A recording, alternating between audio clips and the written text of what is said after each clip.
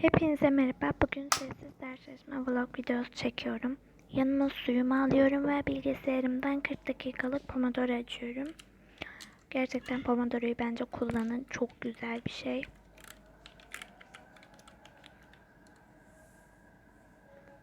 Ben bunu daha yeni öğrendiğim için bu videodan itibaren kullanacağım düşünüyorum. Ben 40 dakikalık açtım. Siz de mesela 50 dakikalık falan yapabilirsiniz. Buradan 6. sınıf deneme test kitabımı alıyorum ve buradaki gösterdiğim dersleri çözüyorum. Aynı zamanda havada çok güzel yağmurlu.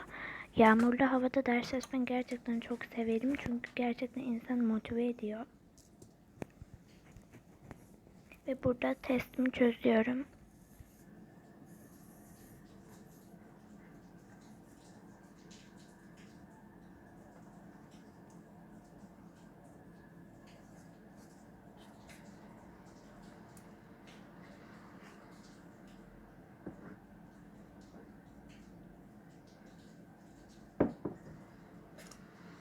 Bu arada arkadaşlar bu videoyu çekerken gerçekten seve seve çektim çünkü bu videoları da bu tarz videoları da takip ediyorum. Gerçekten çok güzel bir video içeriği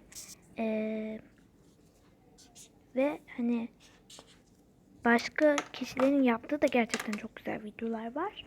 Yani bu tarz videolar gerçekten insana çok motive veriyor. Bence çok güzel bir video. Hatta şöyle bir şey düşünüyorum. Bu kanal bu video ile ibaret olabilir. Böyle bir şey de düşünebiliyorum. Bilmiyorum. Daha karar veremedim. Ama gerçekten seve seve çekiyorum. Sonrasında test çözdükten sonra konu anlatımı yazıyorum matematikten. Biraz eksiklerim vardı.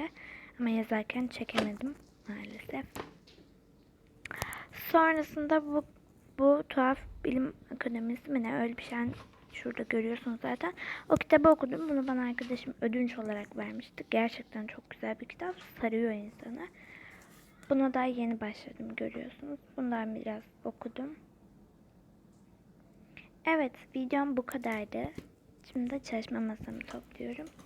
Umarım videomu beğenmişsinizdir. Videomu beğenmeyi ve abone olmayı unutmayın. Sizleri seviyorum. Hoşçakalın.